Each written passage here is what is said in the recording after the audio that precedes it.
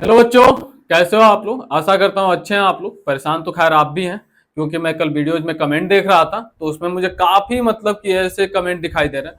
अब बात यह है कि इतने कमेंट एट रैंडम तो आ नहीं रहे हैं, बच्चों के साथ कुछ तो हुए ही हैं। तो आज हम पहला डिस्कशन ये करने वाले हैं कि रीवैल्यूएशन प्रोसेस क्या रहने वाला है और क्या एक्सपेक्टेड इसकी डेट है। दूसरी बात उन बच्चों को लेकर के जो बहुत ज्यादा ही मायूस हो गए।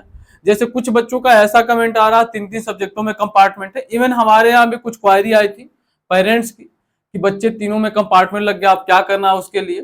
ठीक है, अदर इंस्टीट्यूट के बच्चे थे वो खैर। ठीक है, तो आइए हम उस पर चर्चा करते हैं और देखते हैं क्या चीजें हैं। और ये अपने भाई साहब जी भारद्वाज जी हैं, देख रहे हैं हमारे जो क्रिएटिव लोग हैं उन्होंने इन्हें क्या बना दिया है। हालांकि ये हैं, ऐसा ही कर ही रहे हैं। अब क्या ही कहा जाए इनके बारे में। तो देखिए, मैं पहला चीज तो यही है कि बच्चों का ये पूछना है कि रीवैल्यूएशन डेट कब आने वाली है। तो इन जनरल यदि बात करें, इससे पहले जो भी सेशन हुए हैं तो उसमें तो इन जनरल ये लोग क्या करते थे, with in 4 days, with in 4 days revaluation शुरू कर देते थे। लेकिन इस बार पता नहीं क्या अनएक्सपेक्टेड हुआ है इनके साथ कि इन्होंने बोला भैया कि विद इन वीक होने वाली है चीजें। तो अब हमें और एक दिन क्या करना है भाई, इंतजार करना। एक दिन और इंतजार कर लेते हैं, आज तक कर लेते हैं और कल की बात हम देखते हैं कल क्या करते हैं। अब बात ये बेटा कि सबसे बड़ी बात है कि अब रिवैल्यूएशन डेट तो आ ही जाएगा 1-2 दिन में, ये मैं भी एक्सपेक्ट कर रहा हूं। अब उसमें चीजें ये हैं कि थोड़ा बेहतर हो, हमारे हिसाब से हो तो और अच्छा। अब इसमें क्या क्या चीजें आपको ध्यान देनी है। तो पहली बात तो ये समझिए कि रीवैल्यूएशन डेट जैसे ही आएगा तो उसके बाद ओनली 5 डेज आपके पास केवल 5 दिन रहने वाले हैं, जिसमें आप रीचेकिंग के लिए या फिर जो भी चीजें रीएवेल्युएशन के लिए अप्लाई कर सकते हैं। क्लियर हो रही मेरी बातें। तो आपको हमेशा अप टू डेट रहना है, अपडेट रहना है। क्लियर होगी बातें। वेबसाइट पे देखते रहिए सीबीएसई के। दूसरी बात, मैं तो अपडेट कर ही दूंगा क्विक, तो आप सब्सक्राइब कर लीजिएगा चैनल को जैसे भी आप हमारे से कनेक्ट हो पा रहे हैं। ओके, और वेबसाइट पे हमेशा देखते रहना। वेबसाइट पे देखने के लिए कुछ नहीं करना है आपको, मेन पेज पे जाना है, cbsenic.in डालना है आपको। ठीक है, और वहां पे जैसे ही जाएंगे उसके पोर्टल पे, ठीक है, तो मेन वेबसाइट पे जाइए आप। और मेन वेबसाइट पे जाएंगे तो यहाँ पे जो भी अपडेट्स होती हैं इनकी, कुछ गड़बड़ी हो गई इसमें, एक मिनट। हाँ, जो भी इनमें अपडेट्स होती हैं, जैसे देखिए यहाँ पे, तो यहाँ पे जैसे पहला वाला अपडेट जो है, इसको मैं दिखाता हूँ आपको। आ गया गायब। ओके, यहाँ पे यदि आप देखिए जो रिजल्ट आपका आया था उसका अपडेट यहाँ पे दिखाई दे रहा, 10th का 12th का। ओके, सिमिलरली यहाँ पे कुछ इन्होंने अपना अपडेट दिया था उसको यहाँ पे इन्होंने दे रखा है। दूसरी बात करें, जो ये है एनबीएस नवोदय विद्यालय स्कूल से अपडेट है जो 15/5/2025 का। तो जो भी अपडेट्स आएंगे आपको यहीं पे देखने को मिलेंगे। तो आप यहां से जाकर के एक बार क्विकली आप हर रोज एक बार दिन भर में जाकर के चेक कर लेना। अदरवाइज हम तो आपको अपडेट देंगे ही, जो भी चीजें होंगी फ्रिक्वेंट में और तुरंत देंगे। तो आप हमारे साथ बने रहिए। तो बात समझ में आ गई रिवैल्यूएशन का क्या प्रोसेस होने वाला है। प्रोसेस तो आपको पता ही है, पहले भी हम डिस्कस कर चुके हैं। अब हमें इस बात को यह ध्यान रखना है कि 5 दिन में ही सारे प्रोसेस होने वाले हैं, ये बहुत क्रुशियल होने वाला है आपका। तो यदि आप किसी भी इवेंट में या कहीं अटेंड करने गए हैं, शादी वादी या कोई भी चीज है, तो थोड़ा सा इस चीज को लेकर के अपडेट रहेगा। In between these all things आपको चेक करते रहना है। ओके, आगे बात करते हैं। अब देखिए इस बच्चे की यदि हम बात करें, इसने जिस हिसाब से अपनी चीजों को एलेबरेट करा है, भाई तीनों सब्जेक्ट में इसके आरटी लगे हैं और आ कितने रहे, 7-7 नंबर आ रहे हैं। मजाक ही बन गया। दूसरी बात, यदि कुछ बच्चों का यह भी कहना है कि सर स्टेप मार्किंग नहीं हुई है।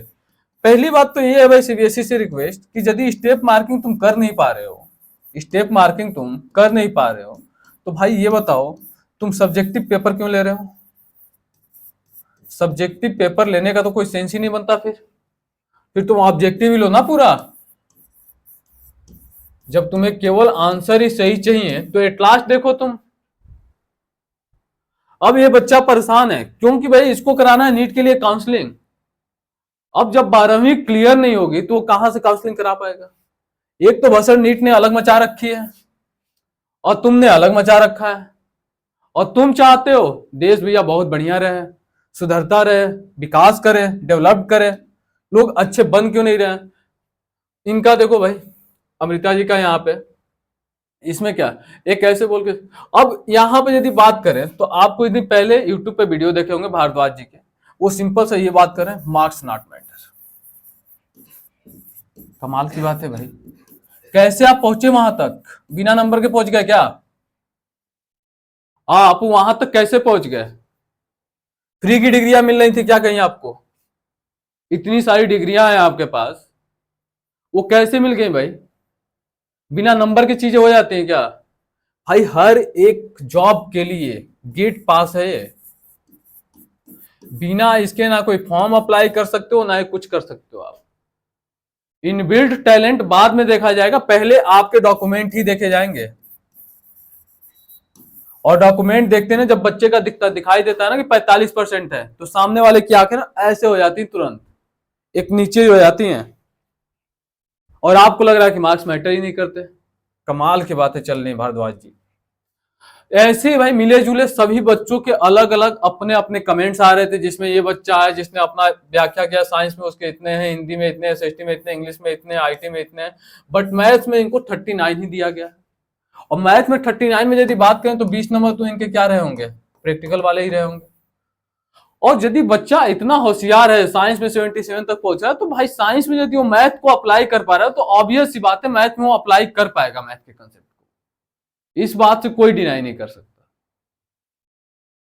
सिमिलरली यहां पे पहली बात तो ये है कि 15-20 मार्क्स की तो बात ही नहीं है, बात सिंपल सी है कि आपने थर्ड पार्टी को शामिल क्यों किया इसमें। यदि आपको थर्ड पार्टी शामिल करना था तो बच्चों को भी बोल देते भैया तुम भी थर्ड पार्टी शामिल करो, बच्चे भी कर लेते हैं। तुम जिस तरीके से खुश हो रहे हो वैसे बच्चे खुश हो जाते हैं। यहां मोदी जी लगे हुए हैं कि हैंड टू हैंड काम हो जाए, किसी के बैंक अकाउंट में पैसा भेजना डायरेक्ट उनके बैंक अकाउंट में जाए, आप थर्ड पार्टी को शामिल कर ले रहे हो यार। चीजें क्या अंदर ही टेबल चल रही है क्या?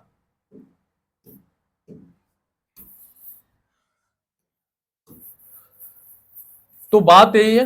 दूसरी बात यह है कि जो भी मेजर सब्जेक्ट रहे हैं जिनके पेपर बहुत डिफरेंट रहे हैं, तो उसमें जो बात आपने कहा था, जैसे फिजिक्स की बातें हुई थी, ठीक है, उसमें साफ आपने सामने आकर के खुद बोले थे कि 20 से 25 नंबर उसमें आपको मिलेंगे। इट डिपेंड्स ऑन सेट्स, कौन सा सेट्स किस बच्चे को मिला है, उसके भी यहाँ पे 20 से 25 नंबर आपको अवार्ड किए जाएंगे एक्स्ट्रा, क्योंकि सिलेबस के आउट ऑफ चीजें थी।